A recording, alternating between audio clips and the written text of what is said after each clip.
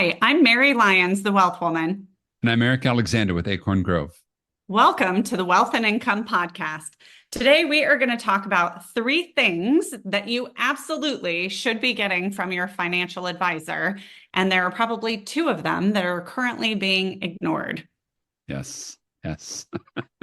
So you're batting what, 33%, right? I Something like mean, that. I guess in Major League Baseball, that's a pretty good record. But Yeah. if you could be getting yourself a lot further along just by making sure you're having three of the things addressed instead of just one, then there's no reason not to go there. And I think this comes up for me, especially because people frequently ask me the question, well, how are you different from somebody else in the financial space? Right. And I think having clarity on this is really important because there's so many people that call themselves financial advisors and they all do totally different things. You may meet somebody and they're really an insurance salesperson, and you meet somebody else and they're a portfolio manager, and you meet someone else and they're actually a certified financial planner, and they could be fee-based or commission-based or fee and commission-based. And so Right. it's really hard to make sense of the financial space because you have one label that encompasses so many different things. Well, and it reminds me of a conversation that we had last week with a potential client. And they said, "Hey, well, I've heard about annuities. Are those good?" And it reminds me of this exact same conversation. It's like, well, that's like saying, "Are cars okay?" It's like, well, are you talking a Bugatti or a Yugo? Like they're two Which very one? different. Which one, right? And I think the industry does itself a terrible disservice because they're saying, well, you should never buy annuities. You should always buy annuities. Well, they're all different flavors of this, and they all do different things at different times in different ways. And I think it's the same thing as I'm a financial professional. What does that mean? Well, Yeah. could be a What do you thousand do? different Are things. you a CPA? Do you do tax services? Do you do estate planning? Do you do what do you Yes. do? Are you selling muni bonds? Are you like it could And be all of them fit in that label, though. I mean, all of them fit in that bucket. right. So, Yeah, and part of that is because especially on the investment side, there's one or two licenses that encompass all of these things. right. Yeah, And 100%. so, yeah, I have that license. This is my title, but it doesn't necessarily provide clarity on what you do. So let me just, I guess, launch by Yeah, saying sure. here are the three things your financial advisor should be doing for you, and then we can elaborate on each of these. So the number one thing, the very first thing that an advisor should be doing for you or a financial professional should be doing for you is helping you figure out a purchasing and acquisition strategy. And Yep. this is key because when you think about how much money you earn, think about your salary right now. If we take out what you send to the IRS for taxes, and then we take out any debt payments that you have, and then we take out any lifestyle payments that you have, that makes up the bulk of your income. And there's very little left over that actually goes to savings. And so when you have a purchasing and acquisition strategy, it is meant to help you address the 80 or 90% of your cash flow that comes in and then goes back out. So we'll Yep. talk more about that here in just a second. Eric, what is the second thing that an advisor or a financial professional should be doing for you? Where should I invest my money? Stocks, Right. bonds, munis, the whole deal, like the investment strategy. And I think that's what everybody thinks of when they think I'm going to go talk to someone about my money. The expectation is that they're just getting the investment side of things. And then we'll come Right. back to the third thing that a financial professional should be doing for you is helping you design an income strategy. Yes. So, how do I take the resources I have available, what I have able to spend, the assets that I've already accumulated, and how do I actually combine those and put it together so that I can optimize or maximize the amount of income that I can enjoy during my lifetime? And most advisors don't spend a lot of time on that one either. Well, and I think it's not their fault. That's the right way Oh, to say that. I think oh, it's not okay. their because so much of what we do is tribal knowledge, right? Whether you're working for a major corporation or underwater basket weaving associations, RS, or whatever it is, right? You learn from the people that came before you, and they learn from the people that came before them. And I think so much of that progression is you're just like, I want to go do that too. And so we're just kind of riding the wave of what we should be doing. And so we don't it's hard to look outside of that. It's hard to sort of get away from that and going, what am I doing the right thing? That kind of meta view of the world. Right. So let's do this kind of in order here. Let's talk acquisition strategy. Right. This is probably one of the first things that was introduced to me when I was Yeah. considering this as a career was how can I buy the things I need to buy anyways, whether they are depreciating assets like a car, or maybe I'm not buying anything. It's just money going out the door because I have to write a check to the IRS, or Right. maybe I'm buying an asset that is actually going to create additional growth. How we do each of these things has a tremendous impact on what we get to hold on to. And I think one of the things that happens for a lot of people is that we assign very little value to our money. Yep. I was And just thinking about that. you may hear that and have some resistance to it, like, oh no, I work hard for my money. I don't like losing my money. But what I mean is, we don't often think about what we are giving up when we are making a purchase or spending money on something. We only think about what we're getting in the moment. And so there's no thought about the opportunity cost, which Yeah. is how much money is this really costing me? Because it's not the $5 I just spent. It's everything that I could have grown to over the rest of my lifetime. Well, and I think it is, whether it's a strategy or a thought process, I think having that at the very beginning of the cycle of education is the most important part, because once you see it and once you see the flow and understand the value of every dollar, it flows through. I don't even know what Permeates? permeates all the way through the rest of the system, because you start to think through money as a worker, Mm-hmm. and am I using my employees well? And so nobody would think, I don't care about that guy. I'm firing that guy, firing that guy. Like, you required that worker, use them effectively. And it got into some of the concepts around economic value add, the sort of EVA concept. The really easy example, and you brought this up kind of as we're getting ready for this, of I'm making 4% in my 401k, but I'm paying 34% in my debt. Okay, Right. what are you doing? Like, which one of these dollars is the most important dollar?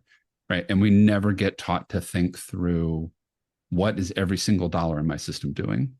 Right. And most of us are taught to think all debt is bad and Yeah. cash is king, right? We've all probably heard that phrase. And the problem is that when you pay cash for everything, you earn the money and you turn around and give it away. So you're never actually picking up any growth on that money, because if your checking account is anything like mine, it's not paying much in the way of interest. And so when you think about that, that's a mistake, because if the only thing an advisor or a financial professional is doing for you is focusing on the investment piece, then that 90% that's coming in and going out the door, I mean, if you could retain earnings on those dollars for the rest of your lifetime, even if Right. you were getting a small rate of return like 3 or 4%, it would outpace what's happening with that 5 or 10, or maybe you're even saving 20%. But that's such a smaller number. It has Yeah. to work so much harder to get there. So one It's of the volume. strategies that I think is worth going and entertaining is what we in our office call the private reserve strategy, Right.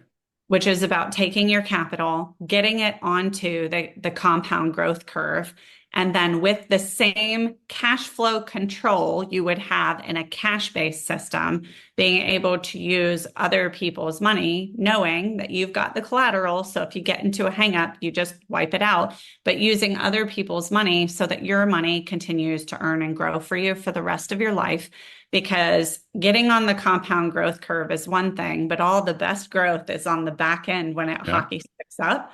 And so we want to make sure that you're on it forever and you're not giving up that best growth because you just didn't get on the compound growth curve, or you got on and then you took the money out of the account and it stopped earning for you. So if this Right. is intriguing, what I would say is shoot us a DM and we're happy to go through more of this. But you can also go to previous podcast episodes and give them a listen, because we talk about this a lot. But Yeah. most advisors are skipping this step. And so there's a lot of pressure on that 10% that you're saving or 20% that you're saving, we're not saying only focus on the acquisition strategy, but if you do that piece foundationally and first, you have more money working for you to begin with, and then you can move on to the investment strategy. Well, and I think you said something that was genius there. You said a lot of things as normal, but I think there was something at the end there. I think there's so much to be said about momentum. And Mm-hmm. it's really hard to get momentum on 4, 5, 6, 10% that you're saving, right? Because you're always kind of scraping the bottom of the barrel, seeing how much peanut butter's left in that tube to go put towards investments and retirement and growth. And you're missing all of the front end of it. And you're interrupting the flow so many times that it's really hard to get any momentum by having more of those dollars working for you. And Mm-hmm. I think psychologically, on the other end of it, the bigger piece of that is because you know that you're only saving this much and you've got these little precious dollars that you're trying to go put aside because you've wasted all the rest of them, or you've blown them on stuff that are probably good, but they're gone. They're not earning for you. That I think psychologically you're putting too much pressure, mental pressure on every one of those dollars to have to work. And you're making sort of dumb decisions. You get into this sort of fear of missing out, fear of losing out cycle. Mm-hmm. And it's because you know that you only have a few dollars left to go. And so you're squeezing it too tightly mentally. Right, right. No, I completely agree with that because if you have so few working for you, the only thing that you get focused on is rate of return. And Correct. so then, like you just said, it's too much pressure.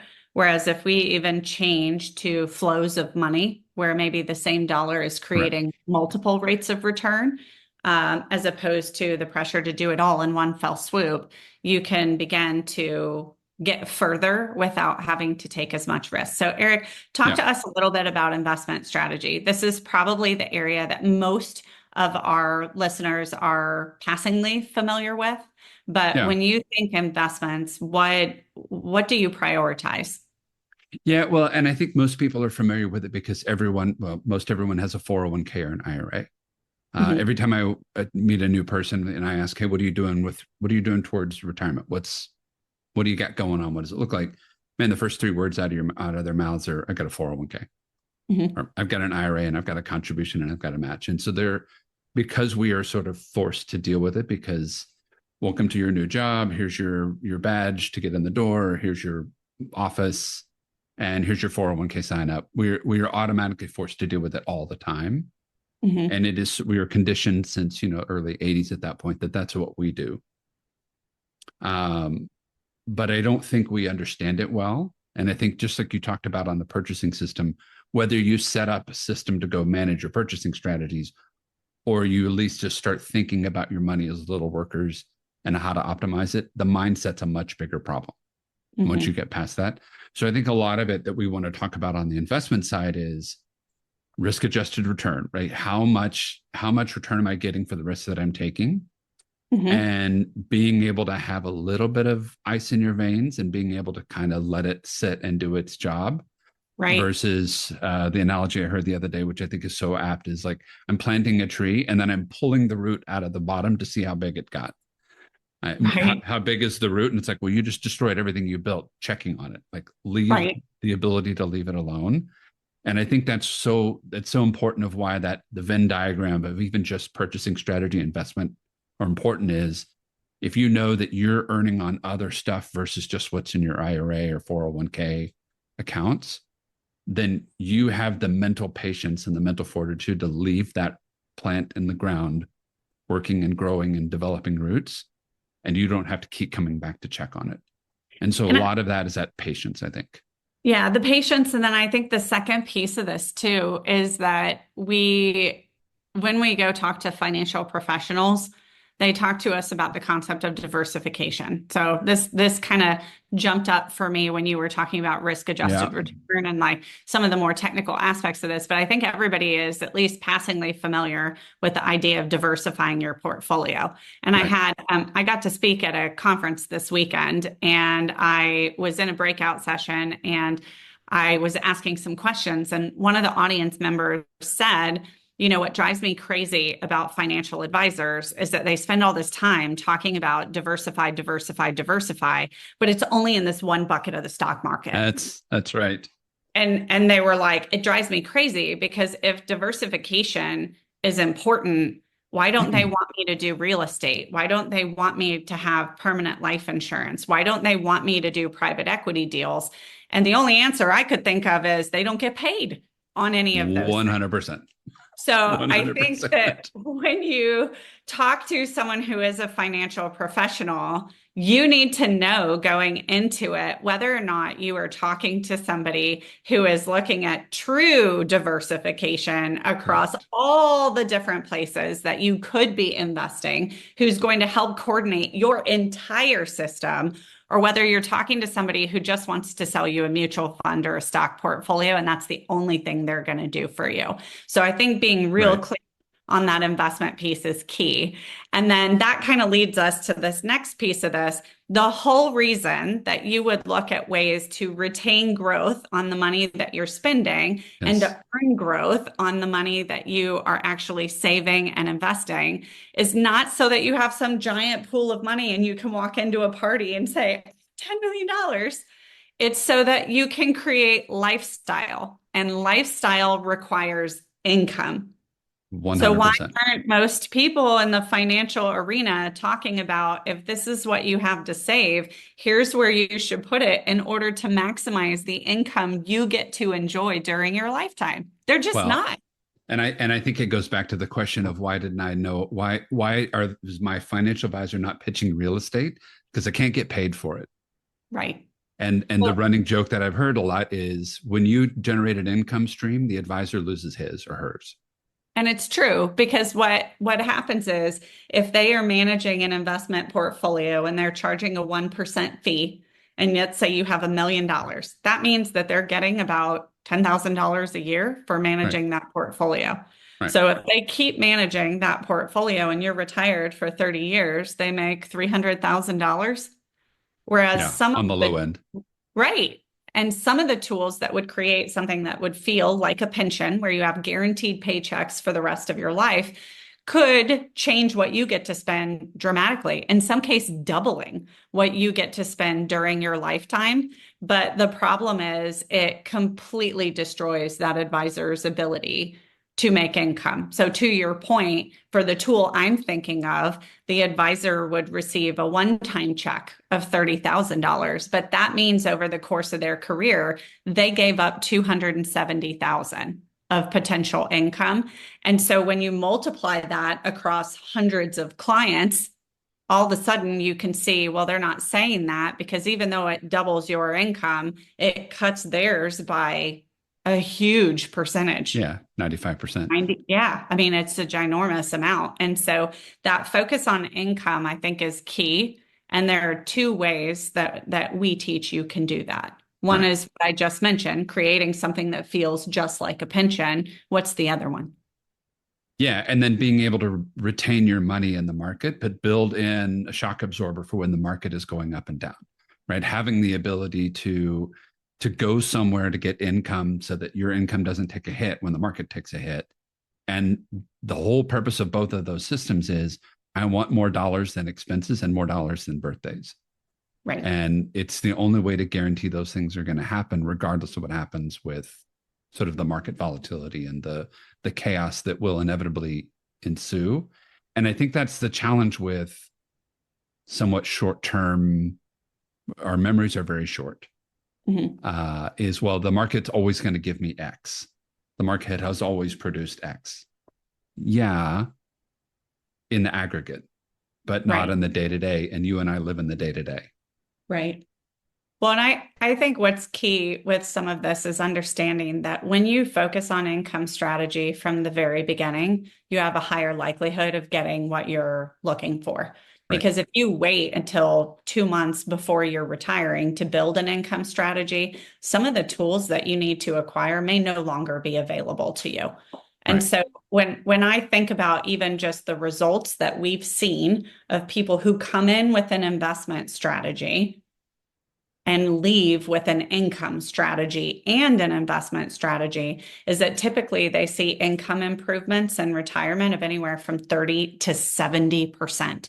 Right. That's insane. And it's not about taking more risk. It's about building in efficiency and planning in advance. It's the whole reason that you're talking to a financial professional anyway.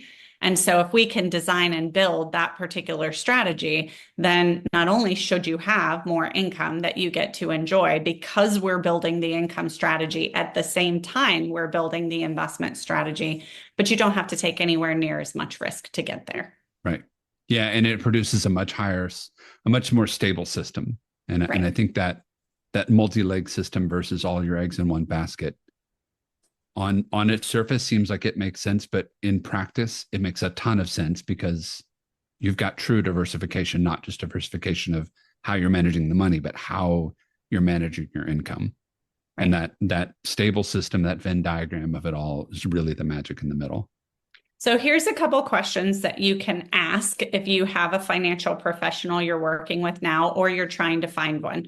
The first one is, what is your strategy for my purchases and the acquisitions I need to make over my lifetime? If they don't have an answer to that question or they say, I don't do that, go find someone who does.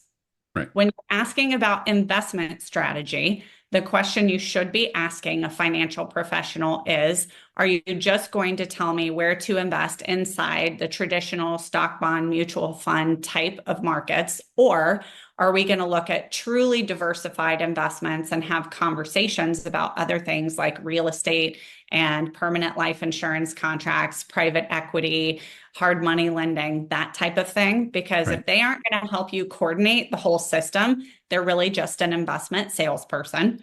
And then the third question that you need to ask them is, when are we going to start building my income strategy for retirement? And how are you going to model that so I know that the decisions that I'm making are actually going to increase my income over the traditional or standard approach? And those are the questions that you need answers to know that you have somebody who is really looking at your entire picture and not just selling you product, whether it's insurance or investments. Yeah. 100%. Oh my God. So, Eric, if Well, they're looking for you, where can they find you? you can find me at Acorn Grove, wherever you use social media. And you can find me at The Wealth Woman. We'll see you next time. Thanks for See you listening. soon.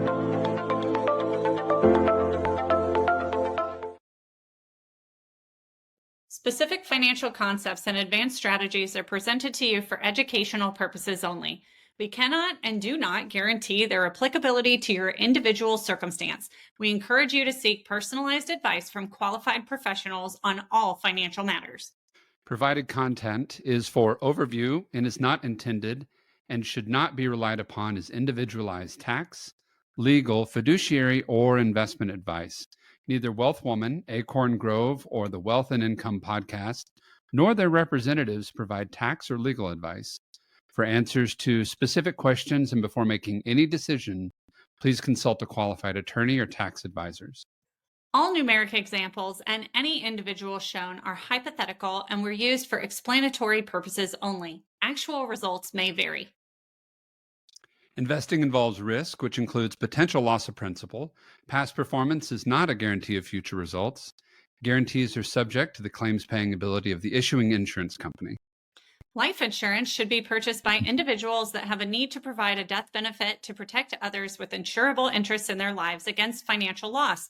Life insurance is not a retirement plan, investment, or savings account. Not affiliated with or endorsed by the Social Security Administration, the Centers for Medicare and Medicaid Services, or any governmental agency. Insurance and investment products, not a deposit, not FDIC or NCUA insured, not insured by any federal government agency, not guaranteed by any bank or credit union, may lose value. Please visit the Wealth Woman website disclosure page for other important disclosures.